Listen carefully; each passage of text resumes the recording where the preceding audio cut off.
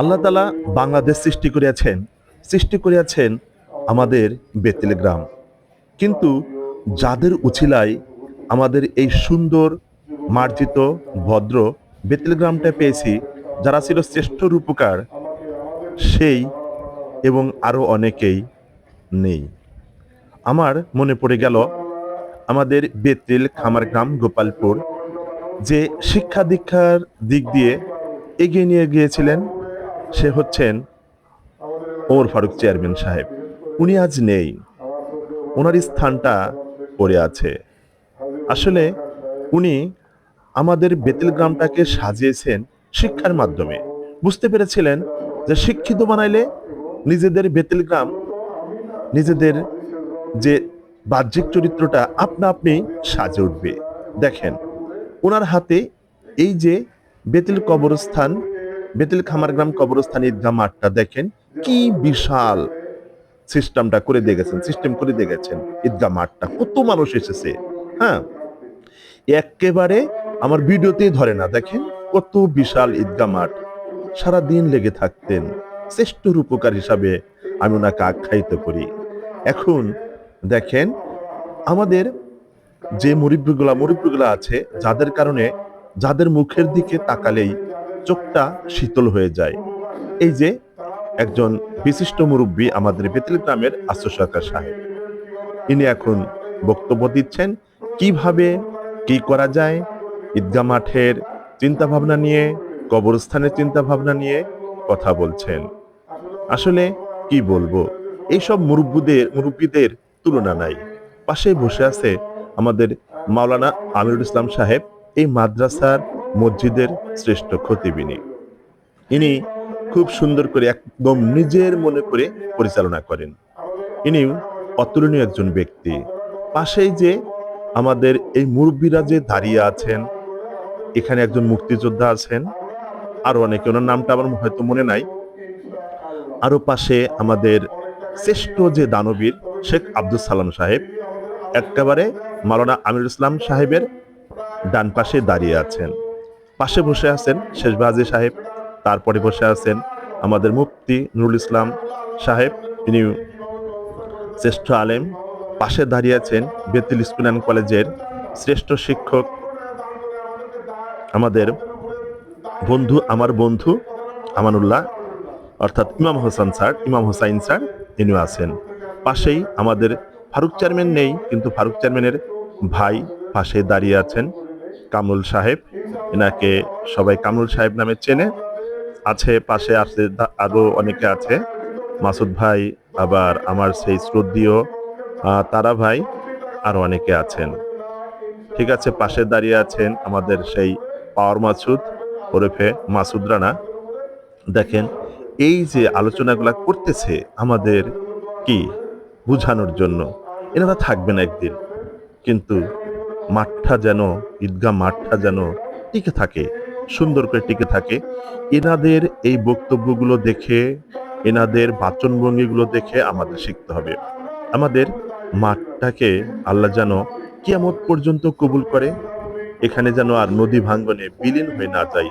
সবার কাছে একটু দোয়া চাই, কারণ আমাদের মতো শ্রেষ্ঠ গ্রাম, আমার কাছে আমাদের গ্রামটা শ্রেষ্ঠ গ্রাম, শিক্ষিত মানুষে ভরা, মার্জিত লোকে ভরা, একেবারে সে সুন্দর একটা গ্রাম। যদি বিশ্বাস না হয়, আপনারা সবাই কোরবানি ঈদের ভিতরে আমাদের এই বেতেল খামার গ্রাম কবরস্থান ঈদগাহ মাঠে চলে আসবেন। দেখবেন মানুষের ঢেউ, মানুষের অঢেল ভিড়, একেবারে সেই মানুষজন বিভিন্ন গ্রাম থেকে চলে আসে। এবার চলে আসছে, দেখেন যারা হজে যাবে তাদের বক্তব্যটা। ইনি হচ্ছে গিয়াত স্যারের ভাই, গিয়াত স্যার নেই আজ, উনি পরলোক ভ্রমণ করেছেন, পরপারে চলে গিয়েছেন। ইনি হচ্ছে আমাদের গিয়াত স্যারের ভাই, ইনি হজে যাবেন, যার কারণে মানুষের সাথে দু একটি কথোপকথন যদি ভুল ব্যাধব হয়ে থাকে একটু মাপ চেয়ে নিচ্ছেন আর সবার কাছে দোয়া চাইছেন। এখানে দেখেন যারা দাঁড়িয়ে আছে সবাই আর কি হজ যাত্রী। পাশেই এনার বক্তব্য শেষ দিয়ে এখন যে হজে যাবেন, এই যে এনার দুই চারটা কথাবার্তা আর কি ডেলিভারি দিবেন, একটু শোনেন। সবাই এনার জন্য দোয়া করবেন, আল্লাহ তাআলা যেন এনাদের হজকে কবুল করে। পাশেই ছিল আমার সেই ছোট্ট ভাই জাকারিয়া হাফেজ। ইনি ছোট থেকেই এই মাদ্রাসায় পড়াশোনা করেছেন। এখন এখানেই শিক্ষকতা করেন। আবার আমার বাবার বন্ধু সাবেক মেম্বার জামাল কাকা, ইনিও কিন্তু দাঁড়িয়ে আছেন। যে লোকটার হাতে এখন মাউথপিসটা দেখছেন, ইনি হচ্ছেন আমাদের এলাকার জামাই, অর্থাৎ কালা চেয়ারম্যানের বোন জামাই। তিনি এখন আমাদের এখানে বাড়িঘর করে এখানে মানে ইনি স্থায়ী বাসিন্দা হয়ে গেছেন। ইনিও এখন হজে যাওয়ার জন্য নিয়াত করেছেন। যার কারণে সবার সাথে একটু যেহেতু ওঠা বসা করেছে, সবার কাছে একটু মাপ চেয়ে নিচ্ছেন যে আল্লাহ তাআলা যেন আমার হজকে কবুল করে। কত আতিথেয়তা! এত বড় ব্যক্তি হওয়া সত্ত্বেও মানুষের কাছে যে এই যে ছোট হওয়া, এই যে একটা গুণ, বিশাল গুণ, এ বলে শেষ করা যাবে না। ঠিক আছে? যে ইনি সাবেক সেনা সদস্য, সেনাবাহিনীতে চাকরি করেছেন।